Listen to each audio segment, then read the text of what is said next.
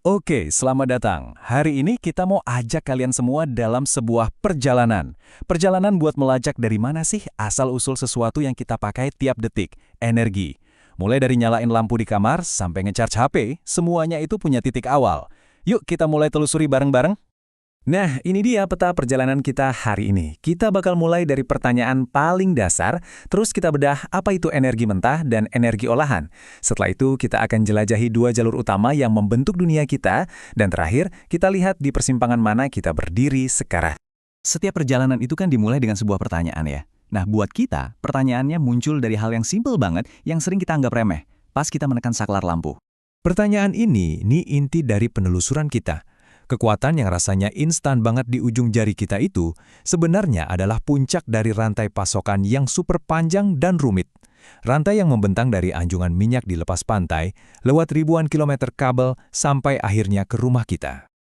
Oke, untuk paham dari mana energi kita berasal, kita harus ngerti dulu kalau energi yang kita pakai itu bukan bentuk aslinya. Energi itu melewati sebuah proses transformasi. Mirip kayak bahan makanan mentah yang diolah dulu sama koki, baru deh jadi hidangan yang siap kita makan. Jadi, apa sih energi itu? Pada dasarnya, energi itu kemampuan untuk bikin sesuatu terjadi, untuk bikin sesuatu bergerak atau berubah.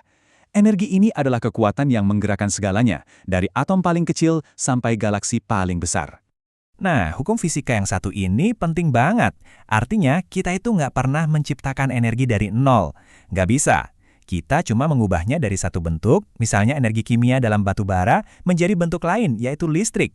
Jadi, kuncinya ada di proses konversi. Dan proses konversi inilah yang ngebedain energi primer dan sekunder. Gampangnya, energi primer itu bahan mentahnya, minyak yang masih di dalam bumi, angin yang lagi berhembus. Nah, energi sekunder itu produk jadinya. Bensin di pom bensin atau listrik di colokan rumah kita. Kita mengubah yang mentah menjadi yang siap pakai. Yuk kita jelajahi jalur yang pertama. Jalur yang udah menggerakkan revolusi industri dan ngebangun dunia modern kita. Ini adalah jalur yang kuat banget, padat energi, tapi ada harganya. Jadi apa sih bahan bakar fosil itu? Anggap aja ini adalah energi matahari kuno yang tersimpan. Energi dari jutaan tahun lalu yang ditangkap sama tumbuhan dan hewan terus dimasak di bawah tekanan super tinggi di dalam kerak bumi. Proses inilah yang bikin sumber daya ini jadi terbatas. Batu bara itu ibarat fondasi dari jalur ini, harganya relatif murah dan jumlahnya banyak, makanya dia yang nyalain mesin-mesin revolusi industri. Tapi kekurangannya juga signifikan banget, terutama dampak lingkungannya, mulai dari penambangan sampai emisi karbon yang masif waktu dibakar. Selanjutnya, minyak bumi. Ini bisa dibilang darah bagi transportasi global kita. Kepadatan energinya yang tinggi bikin dia sempurna buat kendaraan, tapi ya itu statusnya nggak terbarukan dan risiko tumpahan serta polusi udaranya jadi kelemahan utama. Gas alam sering disebut sebagai bahan bakar jembatan untuk transisi energi. Kenapa? Karena pas dibakar, dia jauh lebih bersih daripada batu bara dan minyak, dan juga sangat efisien. Tapi, kita nggak boleh lupa, gas alam tetaplah bahan bakar fosil yang terbatas dan masih menghasilkan emisi. Oke, sekarang kita beralih ke jalur yang satunya. Jalur yang nggak ngambil dari simpanan energi kuno, tapi justru memanen kekuatan yang terus-menerus diperbarui oleh alam. Itu sendiri. Kita mulai dari matahari, sumber energi utama planet kita. Prosesnya itu keren banget. Jadi, pas partikel cahaya atau foton dari matahari nabrak panel surya, mereka melepaskan elektron di dalam sel panel itu. Nah, aliran elektron inilah yang kita kenal sebagai listrik. Sesimpel itu. Tenaga surya dan angin itu dua pemain utama di jalur terbarukan. Kelebihan mereka jelas banget, bersih dan sumbernya dari alam. Tapi mereka punya tantangan yang sama, yaitu intermitensi. Artinya, mereka cuma bisa menghasilkan listrik pas mataharinya bersinar atau anginnya lagi bertiup kencang.